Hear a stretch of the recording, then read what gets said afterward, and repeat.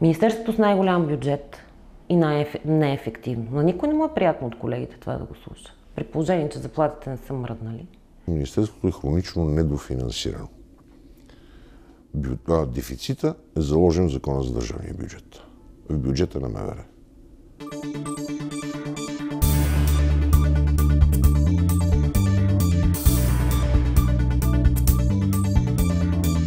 Има редица загадки.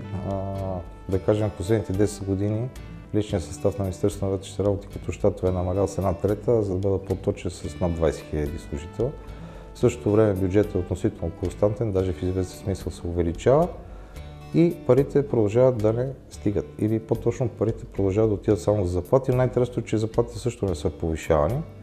Тоест имаме едно намаляване с 1/3 на служителите, нямаме повишаване на заплатите, а парите отново отиват само за заплати. Виж ли за каква заплата става просто? Да, добре, тук в тия пари имаме и осигуровки някакви, нали, които не са малко, със сигурност, но това пак не е така, както трябва да бъде.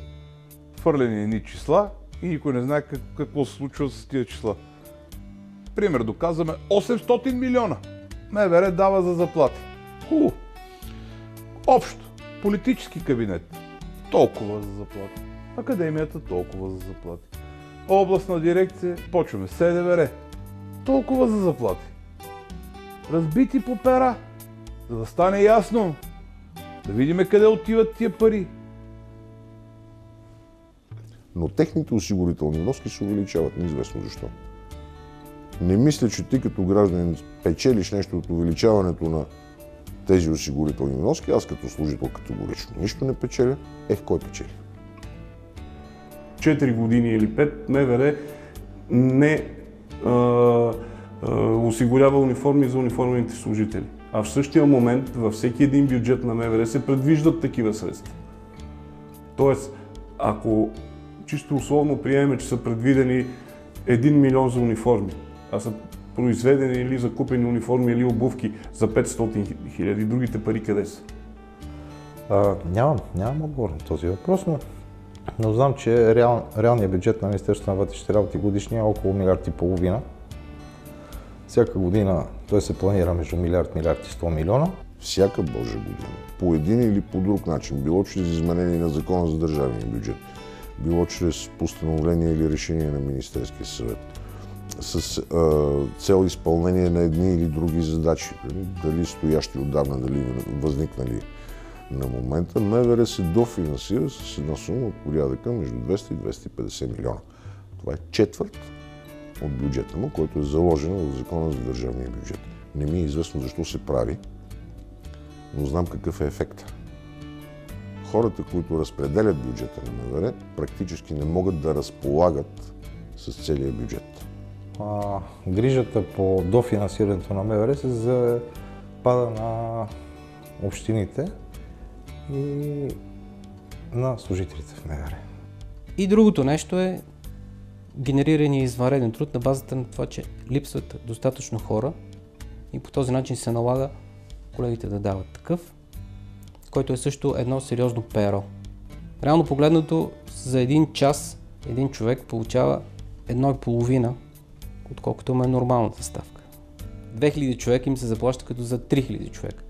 Добре, защо да не назначим 1500 и ще спестим по този начин? Първо ще им се плащат на 1500 човека, ще имаме повече, а в същото време ще сме спестили средства за още 1500, които може да отидат в някаква друга посока.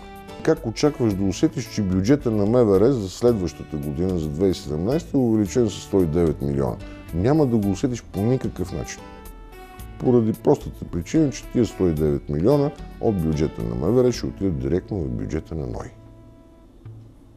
Те няма да бъдат използвани нито за увеличение на заплати, нито за техническо оборудване, нито за подобряване на условията на труд на служителите. Не. Те ще покрият едно увеличение на едни вноски към НОИ с което министър Горанов се опитва да запуши някои дупки в бюджета на НОИ, които между другото пък стоят отворени, без никаква връзка с ситуацията в сектор сигурност. Нормално е МВР или да стигат парите, или да остават, в зависимост от обстановката, която е в самата държава. Но не достигат според мен, защото не са правилно разпределени и не се използват в по-голямата си част точно по предназначението. Адекватното финансиране на системата е свързано и с вземането на адекватни управленски и политически решения. То няма как ти правилно да планираш финансов ресурс, без да имаш ясна визия. Тоест би следвало да се предвиди колко гориво ще е необходимо, колко униформи ще са необходими, наблягам на думата униформи, колко от тези пари ще отидат за материално обезпечаване, чисто така наречено канцеларско, и колко от тях ще отидат за заплати. Нека го кажа иначе. Сигурността струва пари.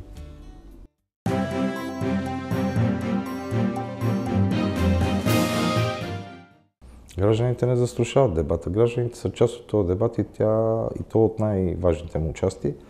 Най-малкото, защото те са потребители на сигурността, която би предлагала една такава реформа.